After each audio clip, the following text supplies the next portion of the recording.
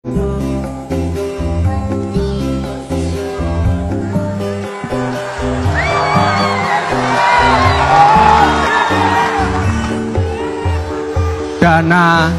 abadi pesantren. Ternyata ini guys alasannya, kenapa mereka mau nyogok santri, WKWKWK. Tahun 2024 ini adalah momentum kita. Dulu kita menunggu siapa presiden yang mewakili santri, siapa wakil presiden yang mewakili santri yang bisa kita pilih. Hari ini kita sudah jelas punya calon presiden dan wakil presiden dari santri. Satu pasangan ini adalah jelas-jelas santri. Lalu bagaimana kita menghadapi pemilu ini? Kalau kita pengen betul-betul santri berkontribusi pada pembangunan nasional, sudah saatnya kaum santri bersama-sama untuk memilih santri. Dan hari ini yang jelas-jelas presiden, wakil presidennya santri adalah pasangan Anies dan Muhaimin Iskandar. Ini momentum kita, belum ketemu dari dulu pemilihan yang calonnya ini presiden, wakil presiden adalah santri. Sudah saatnya kita bersatu padu. Kita tahu tadi disebutkan jumlahnya ada 4 juta lebih santri aktif. Dia punya orang tua, ada ayah, ada ibu. Kalau ayah ibunya saja bersama-sama memikirkan masa depan anaknya, sudah ada 12 juta anak, ayah, dan ibu. Itu dari santri aktif itu. Belum kakak, adiknya kalau mikir, ini masa depan anak kita harus lebih baik. Anak kita santri, maka pastikan kepemimpinan nasional ke depan adalah santri. Belum lagi santri yang tidak aktif, yang sudah alumni, sudah jadi kiai, sudah jadi ustadz,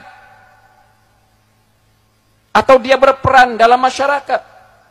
Jumlahnya puluh juta. Kalau kita hitung minimumnya 15 juta, dia punya istri, punya anak. Kuat sekali santri ini. Mungkin ada 20 juta sampai 30 juta. Bayangkan kalau semuanya bersama-sama kaum santri untuk memastikan negara ini dipimpin oleh santri, maka 2024 adalah kemenangan santri untuk Indonesia.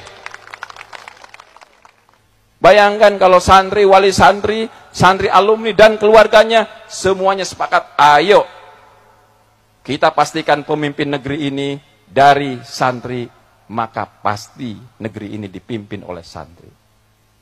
Maka anak-anakku sekalian, saya menyampaikan, kalau ada orang ngaku santri, tapi tidak peduli dengan kepemimpinan nasional dari santri, tidak mau memilih santri, perlu dipertanyakan kesantriannya.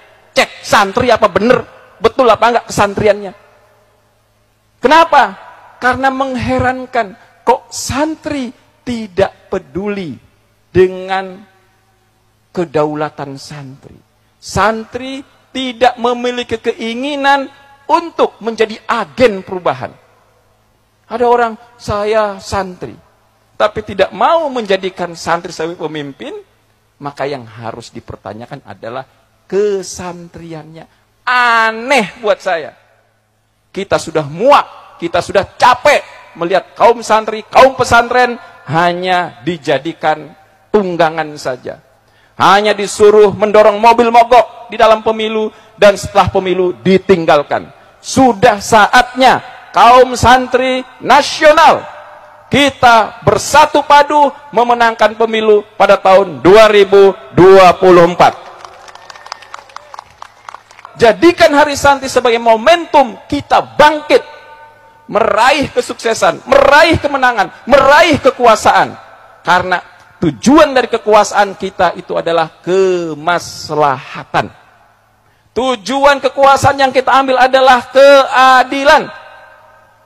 Tujuan yang kita upayakan dalam kekuasaan ini adalah bagaimana rakyat merasakan kesejahteraan.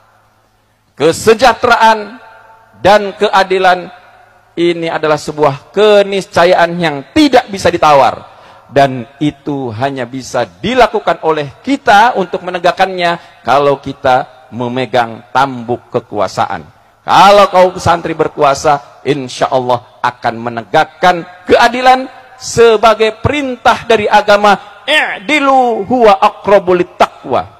Adillah kalian semuanya, karena keadilan itu mendekatkan kepada